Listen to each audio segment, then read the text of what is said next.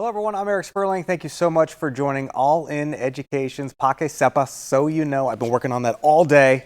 I think I've nailed it. So excited to kick this series off with All In Education.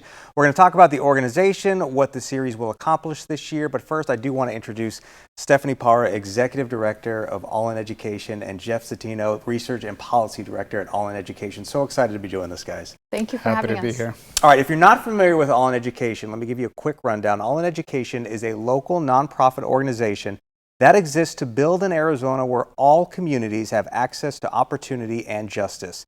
Now, their work is focused on strengthening the Latino community by closing the representation gap to build power, influence, and authority across Arizona boardrooms and classrooms. All In Education hopes to shed light on the most pressing issues impacting our communities through this series, Sepas, So You'll Know, and we'll be creating a space where real, thought-provoking conversations are had with leaders and community members working towards creating meaningful change in the systems meant to serve our most vulnerable communities. Sepas will feature a new episode every single month focusing on a different topic. And I'm here just to kick things off. Natalie Rodriguez, who's a very popular media personality here in the Valley and an STN contributor, will take over after today. But I get to do it today. So let's kick things off, Stephanie, and have you tell us a little bit more about All In Education in your own words and the work you're currently doing. Yeah. So thank you again, Eric, for having us. You shared a great summary of our work at All In Education. You know, we really came to exist to make sure that our community, the Latino community in Arizona, truly has a voice and a seat in decision-making rooms. Our theory of change, if you will, is, you know, if we're going to close the opportunity gaps in the education system, we really have to work on closing the representation gaps first. We need more Latinos, more values-based leaders, more leaders of color serving in classrooms and in boardrooms across the state. And it's important to us, you know, we are also here to create space for a different kind of approach to education advocacy, and one that is really taking a look at the whole child and the whole community. And that's why, you know, we're here to introduce this concept of social determinants of education. So we are excited to kick this conversation off and to take a deeper dive on what we mean when we say social determinants of education at All In Ed. Yeah, so let's bring Jeff into the conversation. I've heard social determinants of health before, and we're talking about social determinants of education. So tell us how those are different. Well, they're different, but they're very similar, right? Okay. So we have the social determinants of health and the social determinants of education. Historically, what we saw is that within the medical model, that community was very focused on interventions and medicine to cure disease. So it was a real 1 + 1 = 2, right? Over 20 years ago, we started hearing from the United Nations and the World Health Organization this new term called the social determinants of health. And it was their way of expanding that understanding to include social factors that influence health outcomes. Here locally in the Valley, we've had the Vitalist Health Foundation be true leaders within this space. They've been talking about their 12 elements of a healthy community. And it's this wheel that depicts all the different social determinants of health. And just by introducing that concept and by working with unlikely collaborators, they've been able to kick off some really cool initiatives, like bringing together the healthcare industry and housing authorities to improve health. And in that same vein, here at All In Education, we're trying to expand our thinking around education improvement. For a long time, we've been focused on curriculum and instruction, but we want to make space for those social factors to be part of that equation, those social determinants of education. So let's bring up a visual, and Stephanie, I'll have you walk us through this. And you're right, Vitalist does such a great job of helping to pave the way for these conversations. And Stephanie, I'll let you take the lead here on talking about the social determinants of education. Yeah. So as Jeff mentioned, you know, they are similar to social determinants of health, but we really wanted to look at key social factors that touch students, that impact the classroom, that impact the schoolhouse. And so we're looking at these key issues: poverty, healthcare, mental health, the school to prison pipeline, housing, food insecurity, immigration, climate and the environment, and then jobs in the economy. So those are the key social determinants of education that we will unpack through this series. So I'm looking at it right now, and I see that you have mental health and healthcare in different buckets, and I also see these are similar things where I see poverty, food insecurity in different buckets. And Stephanie, I'll start with you. Why mental health and healthcare separated? Yeah, absolutely. So I think it's important for us to take a deep dive on these specific issues separately. Okay. In particular, because mental health is especially in communities of color, often stigmatized, and people don't want to come forward or share that they are grappling with challenges with their mental health. And what we've seen over the last couple of years with pandemic is that there is a growing mental health crisis in this country, and there is a growing mental health crisis in our schools. And so we have to make sure that we have a meaningful, thoughtful conversation around mental health specifically, and separate it from healthcare and whether or not our community has access to affordable healthcare and a doctor in their community and access to the medicine that they need to be strong and healthy. So for us, it was really important to unpack these separately and have conversations about both. I love that. And we were talking before the show, it does affect more than just the student. We're talking about the student, we're talking about the parent, we're talking about the teachers, all in this mental health situation. Absolutely. One thing that we've seen is that our school community, when we say community, we're really talking about the whole school community. It is students, it is parents, it is teachers and education professionals. The trauma that our community has experienced, the loss and the grief of the pandemic, and just the day-to-day trauma that some of our communities face, with economic challenges and struggles.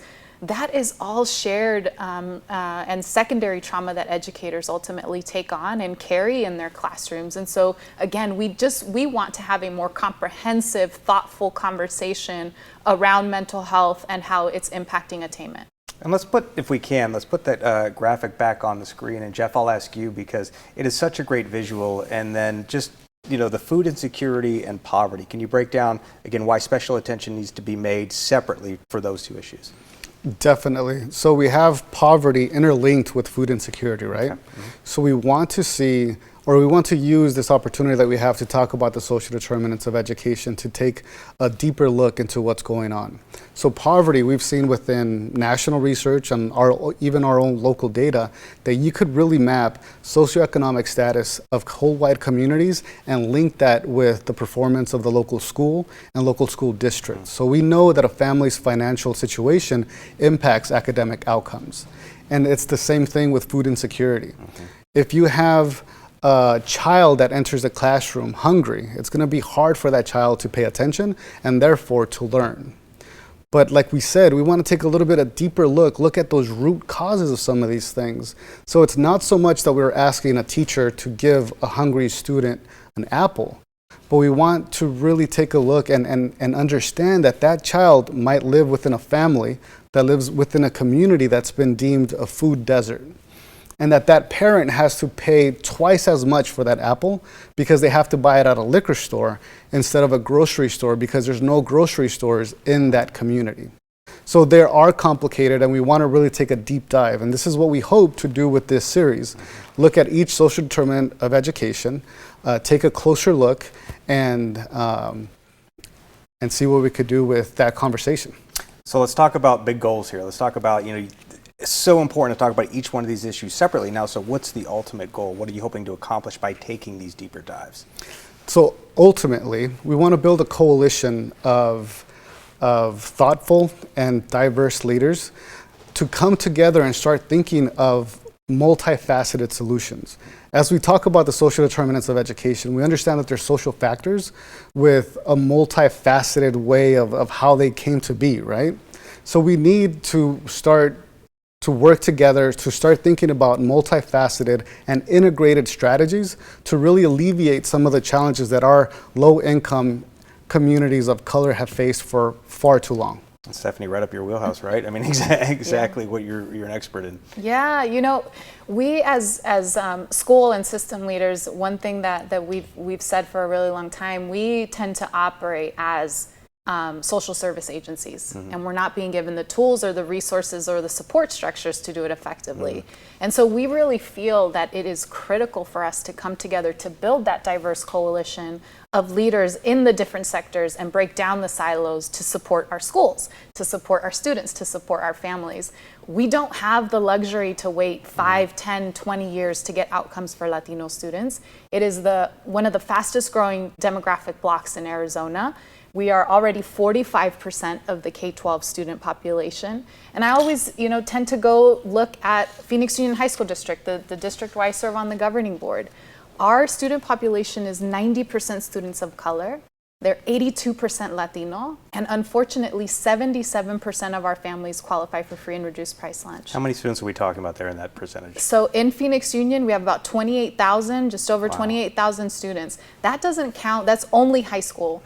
It does not count our K-12 or K-8 pipeline.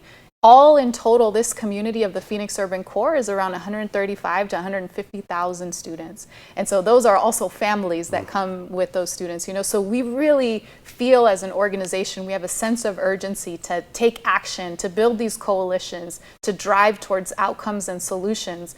Because we really can't wait. When we think about the future and when I have these conversations with business leaders, their eyes wide and open, their eyes wide open. They're like, oh my gosh, if the demographics are shifting, the demographics have shifted and we have not created sustainable solutions for the community. We have to do things differently and we have to take action now. And it's going to take all of us. All right, taking action now, right on cue, perfect segue. And I love what you said too of this is big. These are systemic changes. These are going to take a long time. This is going to take time, but we don't have the time. So Jeff, I'll start with you. What's the short-term, long-term ask for community leaders out there? Definitely. So the short-term ask is we're asking individuals to follow these conversations closely. We want to build a collective understanding and really grasp why these social determinants of education are important for long-term systemic change. Secondly, a little bit more long-term, we understand that this work is going to take thoughtfulness, is going to take leadership, is going to take support from the whole community. We invite leaders from a variety of different community sectors to come together to help us, along with community, to help us and develop these new ways of engaging these social determinants of education for educational improvement. The beauty of the social determinants of education is that it builds bridges with other community sectors, right? So we're opening the door not only to say, hey, let's work on education, but how do education advocates work on some of these other community sectors as well? Because lifting waters lift all boats. Yeah. Stephanie, I saw you on stage at MAPA just a few weeks ago. What's the short-term, long-term call out right now? Yeah, absolutely. So we want our community to follow this series, as Jeff said, follow the conversations, engage in the conversations, help us build coalitions.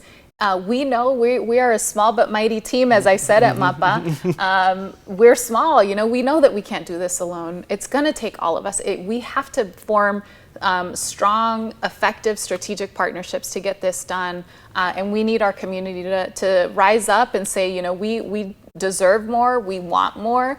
And I know that every single leader that I've spoken to wants the same thing. So how do we break down the silos and take action together? And we've been talking about MAPA. Talk about the data. You guys are using data to approach these conversations, right? Absolutely, yeah. So as an organization, for us, it's really important that our work is data-driven and guided by the data. And so MAPA is a report that we just released and made public last month.